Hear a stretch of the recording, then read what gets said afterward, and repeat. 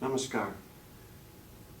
What we're going to do is elaborate on some points in the article on the left-hand side where you have yoga off the mat. This time what we're going to do is we're going to cover some of those points, but we're also going to elaborate on some others. When you think in terms of the article on the left-hand side, you might also think about how much ability you have to control your own life. There are people who have been prisoners of war who actually said after everything was over that they could do a lot of different things to me, but they could never take away my inner self. I found my inner self as a POW. I myself never had that experience nor what I wanted, but at the same time there are some things to think about.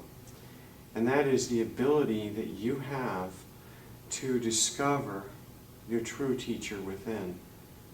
You can let other people guide you and misguide you throughout life. Some people have your best interests at heart, and some people have no interest in you at all. And that's unfortunate, but that's the way life is. If I go by direction, I'll give you a good example. If I go by direction today, I go down a road and I'm driving a car, and I'm going along at a good speed, and I want to get to where I'm going. And all of a sudden, someone pulls out in front of me, point blank range. I have to hit my brakes now. I know that I'm endangering my life. I'm hitting my brakes, and this person in front of me could have had many reasons. Maybe made a mistake, was thinking of something else. What's my reaction inside? Am I going to get angry? Am I going to chase them? Now, what if I have to take a left a little further down the road? Really, I should get over this kind of quick because I've run into this person, but this person is not part of my life for very long. They're going to just keep going down the road. I'm going to take a left. We're not going to see each other anymore. But as I'm going to take that left, this person keeps looking up in the rearview mirror. They keep looking up. And finally, as I'm just about to take the left, that person shows me a very unkind gesture in the rearview mirror or whatever. Do I let people like this run my life? Should I go chasing after that person? Should I pick every fight that someone else has decided to pick? And how balanced are these people who are very unstable that you run into? And that's not the way everyone is. You're going to run into some people who are saints, but you're also going to run into some people who are not. You cannot let these people take over your life. What you have to do is you have to focus, and focusing requires a lot of work. Focusing requires, as I've mentioned a few times, being present for practice. If your teachers don't talk to you about this, presence for practice, the root of it is pranayama. You could do it with simple breath awareness meditation at home or in your class or in your daily life. If you were in a commute, whether it was on a train, on a bus, or in a car, or on a walk, you could easily start to establish the mind-body link with pranayama, because you breathe automatically. How many people who don't practice yoga say, I already know how to breathe. You're not teaching me anything new. Then they practice pranayama for 15 or 20 minutes and they go, that is a lot of work. That's harder to do than the postures. But they breathed all their life. But all of a sudden when they learn pranayama, now they have to learn about ratio.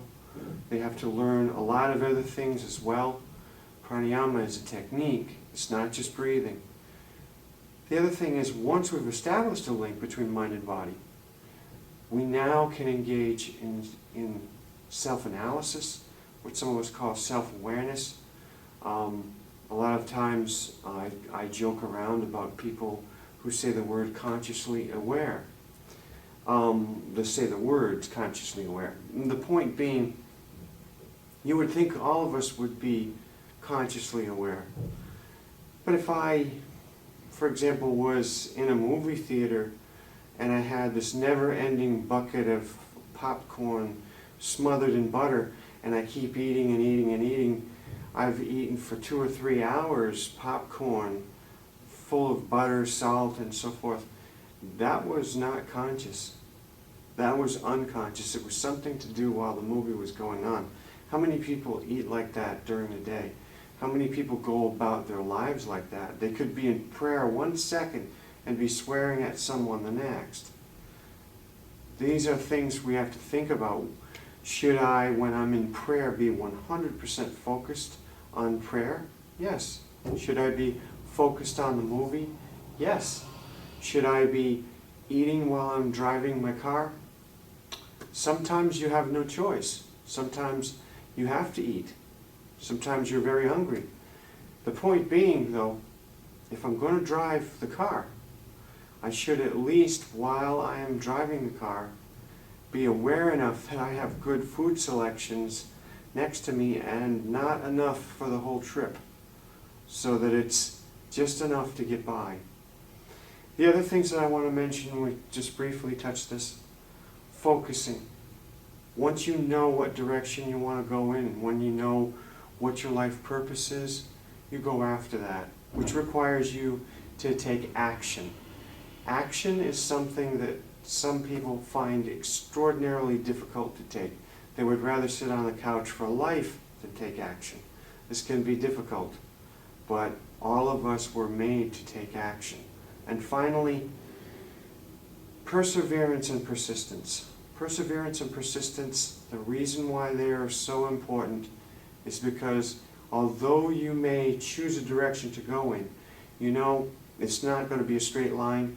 You're going to run into a few obstacles or hurdles and challenges that come along. And what you're going to have to do then is make a little change in your plan. I wish all of you a very nice day. Om Shanti.